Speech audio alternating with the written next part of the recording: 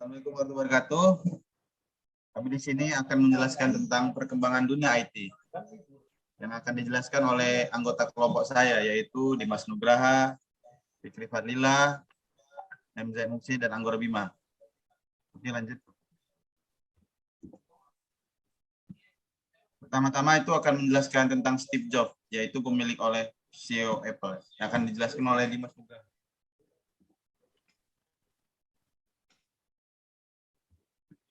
Steve Jobs Profile, lahir pada tanggal 24 Februari 1955 di San Francisco, Amerika Serikat.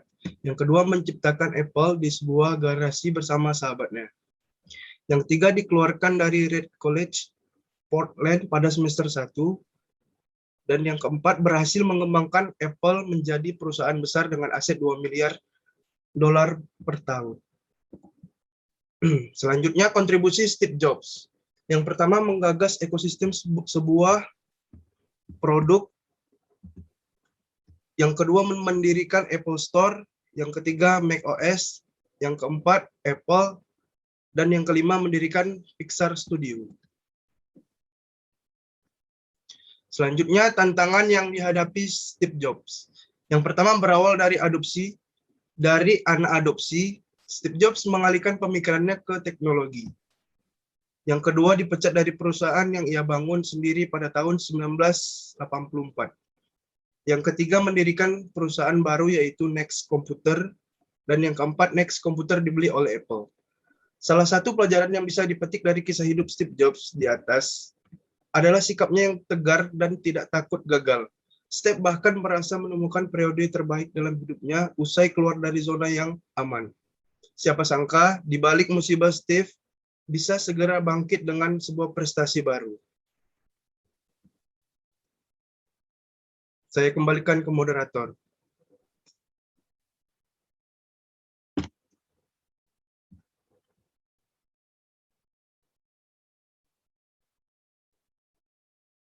Oke, terima kasih kepada Dimas Nugraha. Selanjutnya yaitu Adobe Software yang akan dijelaskan oleh saya sendiri. Lanjut. Jadi Adobe Profile ya.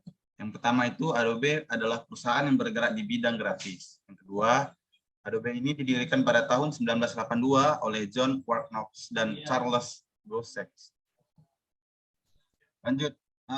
Yang ketiga, pada tahun 2010 Adobe System memiliki 9.117 karyawan. Yang keempat, Adobe ini memiliki operasi pembangunan besar di berbagai negara-negara besar. Lanjut.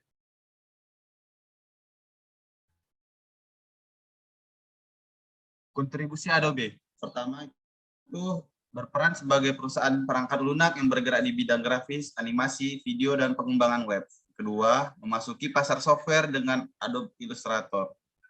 Yang ketiga, menciptakan Photoshop di tahun 1989. Yang keempat, memperkenalkan PDF di tahun 1993.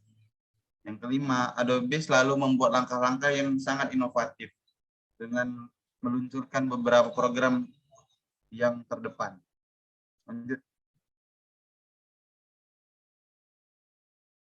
Ini berupa tantangan-tantangan yang dihadapi oleh Adobe. Yang pertama, desktop publishing program. Yang kedua, harganya yang mahal. Yang ketiga, kebocoran informasi. Yang keempat, perusahaan Adobe akan dibeli. Adobe produk. Jadi Adobe ini mengeluarkan beberapa produk ya. Yang pertama itu aplikasi desktop itu berupa Photoshop dan Lightroom. Yang kedua, aplikasi server yaitu Cool Function dan BS. Yang ketiga, dia mengeluarkan format data yaitu PDF dan SPF. Yang keempat, Adobe ini mengeluarkan aplikasi video editing ya berupa Adobe Premiere Pro ataupun Adobe After Effects ya. Oke, lanjut. Selanjutnya yaitu Gojek yang akan dijelaskan oleh Muhammad Bima Anggoro. Oke. Ini ada Gojek Profile. Jasa Gojek lain mulai muncul. Mohon Bima diulangi, jaringannya putus-putus. Pertama itu ada Gojek Profile. Yang pertama, jasa ojek online mulai muncul di Indonesia tahun 2000. Yang kedua, Gojek di Indonesia mulai beroperasi pada tahun 2010. Yang ketiga, Gojek didirikan oleh Nadiem Makarim. Keempat, Gojek bisa berkembang pesat. Mohon diulangi. Kemudian ada kontribusi Gojek. Yang pertama, membuka lapangan pekerja yang luas. Yang kedua, kontribusi ekonomi dari ekosistem pajak. Yang ketiga, Gojek menciptakan dan mewujudkan kelanjutan penghasilan. Yang keempat, mampu mengurangi pengangguran.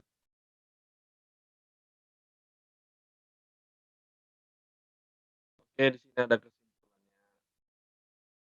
Pertama, dari Jobs adalah seorang tokoh besar dalam bidang teknologi informasi yang juga mampu menjadi pendiri Apple. Kedua, kesimpulan dari Adobe System ialah merupakan perangkat lunak yang bergerak di bidang grafis, animasi, video, dan pengembangan web. Dan yang terakhir, kesimpulan dari Gojek adalah merupakan layanan moda transportasi bagi masyarakat melalui jasa ojek online dan merupakan produk dari PT Aplikasi Karyana Bangsa yang didirikan oleh Nadiem Makarim. Tujuannya ialah untuk mempermudah segala urusan tentunya pada sarana transportasi dan makanan. Oke, sekian dari kelompok kami. Saya kembalikan kepada moderator. Oke, baik. Terima kasih kepada Bimanggoro. Mungkin itulah penjelasan dari kelompok kami. Lebih dan kurangnya kami mohon maaf. Bila taufiq wal hidayah. Wassalamualaikum warahmatullahi wabarakatuh.